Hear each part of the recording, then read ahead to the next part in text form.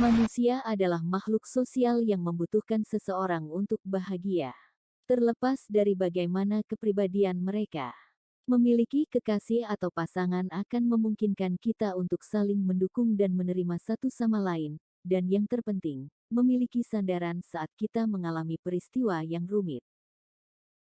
Mungkin ini terdengar seperti mimpi, sebab tidak semua orang mampu menemukan cintanya, atau bahkan mengalami kesulitan untuk menyukai lawan jenisnya. Berikut ini akan dijelaskan tentang alasan mengapa kamu sulit menemukan cinta. Pertama, kamu mungkin belum siap. Apakah kamu tak kunjung berhasil dalam menjalin hubungan? Siapa tahu karena kamu mungkin belum siap. Terdapat beberapa faktor mengapa seseorang belum siap untuk menerima seseorang dalam hidupnya. Misalnya, karena ia masih memiliki masalah pribadi yang belum terselesaikan, masih berada di zona nyaman, atau pernah mengalami trauma patah hati karena hubungan terdahulu. Kedua, terlalu mencintai diri sendiri. Mencintai diri sendiri itu penting, karena itu berarti kamu peduli dengan dirimu sendiri. Tapi, bagaimana jika kamu terlalu mencintai diri sendiri? Orang yang mempunyai sifat narsistik ternyata sulit untuk menemukan seorang kekasih dalam hidupnya. Alasannya, karena dia terlalu egois dan angkuh. Parahnya lagi, mereka beranggapan bahwa orang lain lebih rendah dari dirinya, sehingga ia memperlakukannya secara semena-mena. Orang yang narsistik seperti itu juga akan mematok standar terlalu tinggi, sehingga membuatnya sulit untuk menemukan kekasih yang sesuai dengan tipenya. Ketiga, pemikiran dangkal. Beberapa orang memiliki pemikiran yang sangat dangkal. Kebanyakan orang lebih fokus pada penampilan mereka saat berkencan. Akibatnya, kelanjutan hubungan akan dilalui dengan sangat hati-hati. Keempat, mencari di tempat yang salah. Tidak kunjung menemukan apa yang kamu cari, bisa jadi karena kamu mencarinya di tempat yang salah. Terkadang, kita terlalu fokus di satu tempat sehingga kita lupa bahwa mungkin kekasih yang kita cari sebenarnya sudah ada di lingkungan kita sendiri. Siapa sih yang bisa menebak cinta itu datangnya dari mana? Anda mungkin bisa lebih fokus pada orang-orang di sekitarmu daripada terlalu fokus pada satu tempat. Beberapa dari mereka pasti sudah lama ada di dekatmu. Kelima, terlampau banyak membandingkan tipemu dengan orang lain. Apakah kamu suka membandingkan orang lain dengan mantanmu? Atau, jangan-jangan kamu memiliki daftar kriteria kekasih yang kamu mau? Dua-duanya tentu saja akan menghambatmu menemukan cinta. Lebih-lebih, kamu belum bisa move on dari mantanmu. Kalau begitu, mending move on dulu daripada kamu berdua terluka nantinya.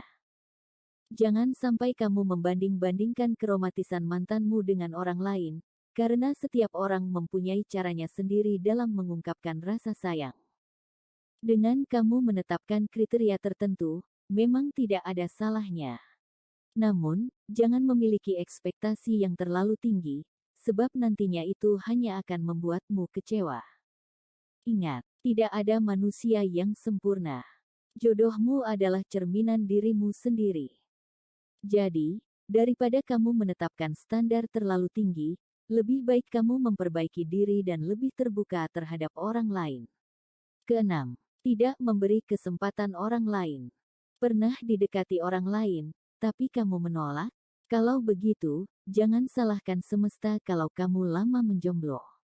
Itu artinya, kamu tidak memberi kesempatan kepada orang lain untuk menunjukkan karismanya. Mungkin, ada alasan mengapa kamu tidak mau didekati. Misalnya karena suatu peristiwa yang memalukan atau jangan-jangan kamu berpikir kalau dia bukan tipemu. Tapi, kamu seharusnya juga berpikir, apakah memang dia orang yang salah, atau kamu saja yang banyak alasan. Jika prioritas kamu saat ini adalah menemukan kekasih, maka harusnya kamu lebih membuka pikiranmu dan hatimu. Ketujuh, takut berkomitmen. Alasan paling umum dan paling besar tentang mengapa sulit untuk jatuh cinta adalah takut berkomitmen. Komitmen dapat menakuti beberapa orang, tetapi bagi orang lain, ketidakpastian tentang suatu hubungan juga bisa lebih menakutkan. Kencan modern telah menjadi sangat ambigu dan membingungkan. Beberapa pasangan memiliki masalah tentang ikatan cinta dan tampaknya tidak mau menerima apa yang dinamakan hubungan resmi. Sebagian orang enggan untuk membahas komitmen, dan sebagian yang lain tidak tahu apakah orang itu adalah orang yang benar. Kedelapan, takut hubungannya gagal. Sudah sering sekali kita melihat orang-orang di sekitar kita dipermalukan. Hampir tidak mungkin untuk mempercayai seseorang hari ini. Kita semua pernah mendengar tentang cerita perpisahan atau putus cinta dari teman, keluarga, dan rekan kerja. Akibatnya, kita merasa memiliki masalah kepercayaan yang besar, dan bagi sebagian yang lain mungkin merasa terbebani dengan rasa tidak aman dari pasangan mereka. Kesembilan, proses pemulihan. Setelah jatuh cinta, bisa jadi kamu mengalami patah hati. Kamu menjadi terlalu hati-hati karena perasaanmu pernah tersakiti di masa lalu.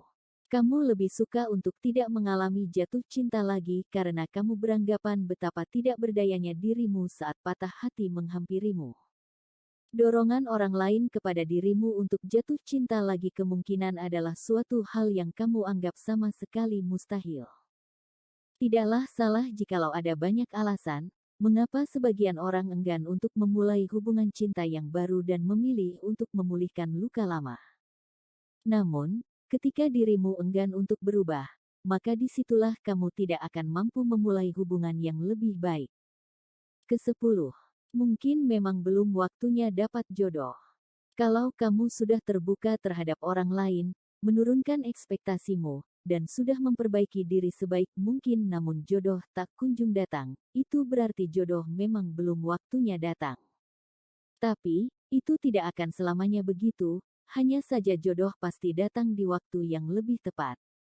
Anggap saja semesta masih memberikan misi lain dalam hidupmu, misalnya mengejar pendidikan, karir, dan sebagainya. Sambil kamu menunggu, biarkan segala peluang datang kepadamu. Dan jangan lupa untuk terus memperbaiki diri serta berdoa. Terima kasih sudah menonton.